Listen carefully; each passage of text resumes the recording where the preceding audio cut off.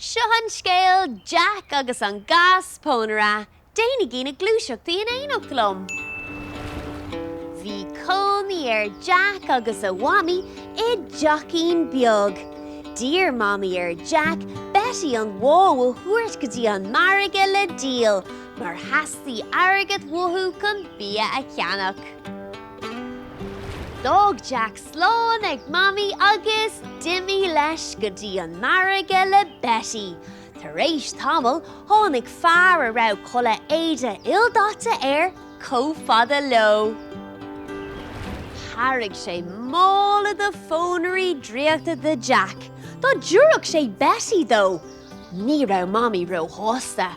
Rug sí an mála pónarí agus cáisí amach tríd an bhuinneog An bháiltin dar gionn bhí an crána bearda a tháinig Jeaic riamh ag fós an áit a cá mami na pónarí dríochta.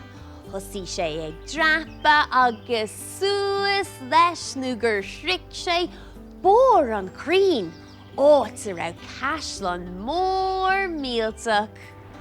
Chnág Jeaic an doras agus duscail ban an orda. Go tobann, thosaí an áit fad ag cre agus bhí Jeaic dul a bhullach sa cófra. Tháinig fáthach mór isteach sa seomra. Hí sé ag an mórd áit is sé béile ómhór. Nuair a bhí sé críochnaithe, dóg sé an seomra agus tháinig sé arás le cearc. Rug an chearc ómhórga a chur an fáthach isteach I gceisán.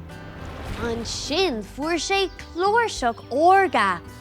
Thosaí an chlóirseach ag seanam ceol, agus ba geargar hits an fáthach ina chola. Déalaigh Jeaic an nún a bharacíní, rug sé an glóirseach agus an gearc ach ag dul amach an doras, chúisí an fáthach. Rid Jeaic nós na gaotha, sios an Gas Pónaire agus an fáthach ina dhia. Tháinig a bhamí ag teachtaíd agus thosaí si ag gearr an gáis le tua. Hit an fáthach an nús an talamh.